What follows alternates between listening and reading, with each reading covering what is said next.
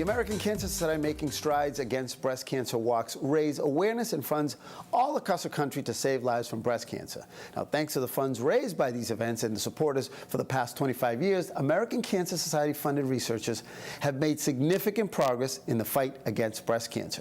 Now, here in Boston, the annual walk is scheduled for Sunday, October 1st, starting off from the DCR hat shell as in previous years. Now, we expect over 25,000 walkers and hope to raise $2.1 million. Here to tell us more about the event is Director of Communications for American Cancer Society's Boston region, is Theresa Freeman, and she is joined by a very energetic two-time breast cancer survivor, Dorothy Bishop, who's been here at Channel 7 before, right? Yes. Because you're unforgettable. Everybody here remembers you. So that's good news. Thank the smile, you. it's the smile. We'll get a talking in a little bit. Oh, yeah. But Theresa, fill me in, because exactly what, 3 weeks from today, right? What's going to happen in 3 weeks from today? 3 weeks from today, there's going to be 25,000, 30,000 people on the Esplanade in Boston, walking along the Charles River, united in the fight against breast cancer.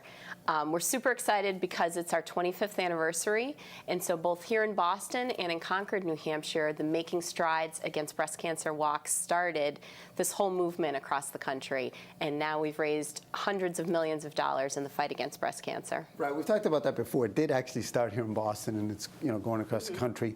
But every year, more survivors, more families affected, and more stories to tell, right? This is correct, yes. The breast cancer death rate has gone down, I think, about 38% in the past several decades. And, like Dorothy knows firsthand, it's not the same outlook as it once was. And a lot of that is due to the researchers that we fund for the American Cancer Society. And this walk is also about supporting the people living with breast cancer right now through programs and services. All right, so I'm going to repeat it a couple of times. If someone's watching right now, I know you've just almost inspired people to participate or to donate. What is the best place to go to? Sure, they can register online before the walk, or they can come on down to the hat shell the day of the walk. If you go online, it's www.makingstrideswalk.org/BostonMA, and it's free to register. Everyone is welcome, and basically our event, it's a non-competitive walk. So some people get worried, is this a run? Nope, just come down, you bring strollers if you want, and you can choose a 2-mile route or about a 5.5-mile route. It's a gorgeous setting, as we all know, but really, it's about the community of people coming together, united for the cause. And it's about people like you, my dear Dorothy, so take me through your journey. I know your mother went through this as well, but you guys obviously have, because of a lot of this, different experiences, right? That is correct. But first of all, I want to thank you, Alberto, for having me, and I'm honored to be here sharing some of my story. And you here. And my mother, she was diagnosed in 1984, and of course that's been over 30-something years ago, when it was like a death sentence. It's no longer a death sentence now. So she lost her journey, and then I got it when I was about 35, about 20 years ago. We don't have to do the math. Okay, we don't do the math. You still look 35. That's why. Don't blow it. Don't blow it. Thank you. I ended up getting breast cancer, when I was 35, and I went through chemo and radiation, and it was tough because it was my first time getting it, and the doctors removed the tumors and everything, and I got better and just started living my life. Well, I come up to 3 years ago, and I was at the doctor having an exam, and they said, do you want to do a 3D mammogram? I'm like, oh, yes, of course, because I thought maybe I'd just walk into this machine. I wouldn't have to be squeezed. And they found a new cancer. And, of course, I went through the chemo, and you know, I got better again and went back to work after, like, say, 6 months.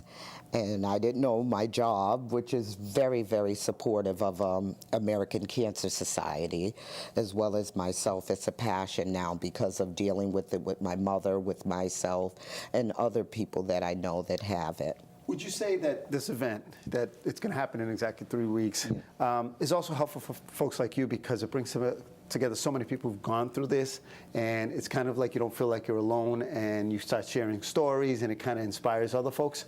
Well, I do it for that reason because now I'm better, and I know what it is to make it through. You need a lot of support, but at the same time, a lot of people don't have the support. So this is where the American Cancer Society comes in, and that's why I'm involved, because they have a lot of resources that people aren't aware of. You know, like when I was out of work, you know, of course, your income changes. I was given Stop and Shop cards. There's the I'm Dana-Farber is where I had my treatments. There's the Friends, like Wig Shop, and That's awesome. you know, so it's important to walk because there's probably people walking that don't have a family or the support.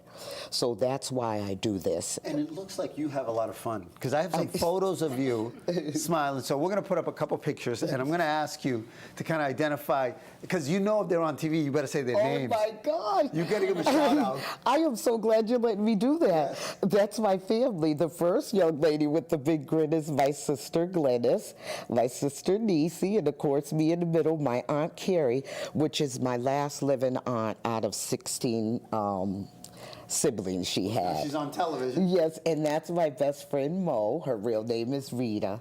So Shout out to them. They're going to be very happy. Yes. And tell me about this car. I love that.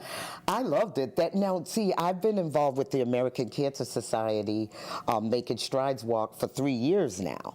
So that was the first year that I got involved, and I saw that car, and I just had to get out. You might as well, you know, take a picture, right? Pink is my favorite color now. That's awesome. Good, good. And I want to also put up the makingstrides.org. I know that we have a key for that as well, because that's another way. There's 2 different ways you can get kind of information. We had that. So, we've got nice. I know that we're a big sponsor, right? You're happy that we're Absolutely, there? no. Making Strides. We appreciate Channel 7. And it's true, you know, this walk is a fundraiser, and we do want to raise the money for the research and the programs and services. But really, you can volunteer your time as well. Dorothy was just telling me she has signed up to volunteer for our Reach to Recovery program, which is, I call it a buddy system, but it's a mentoring program for women who've gone through a breast cancer diagnosis and those who are newly diagnosed. Not to give medical advice, but to be an understanding ear and to just be that friend for them. Well, I think we covered everything in this time slot, and I'm sure people will be seeing you in 3 weeks. Are you going to wear your pink? Yes, but can I say one more thing? Look into that camera, though. Look into the camera. Do a little newscaster. Well, I would just like to say thanks to the American Cancer Society and the events like Making Strides Against Breast Cancer, because it's just no longer true that it's a death sentence. There has been improvements in screening and research, and this is why I'm here today, because they have improved on a lot of things. Every dollar counts. That's correct. Every dollar counts. Thank you, Dorothy. You're Thank welcome. You. Thank you, Theresa. Thank I you. know that Thank you. Urban Update and some of the other shows will continue informing folks about this event in the next couple of weeks. Yes, So thank you. everyone is welcome. All right, awesome. When we come back, we'll let you know how our Boston public school teachers have been tackling the difficult issue of DACA in light of this week's announcements from the White House. All the details in just a few moments right here on Revista Hispana.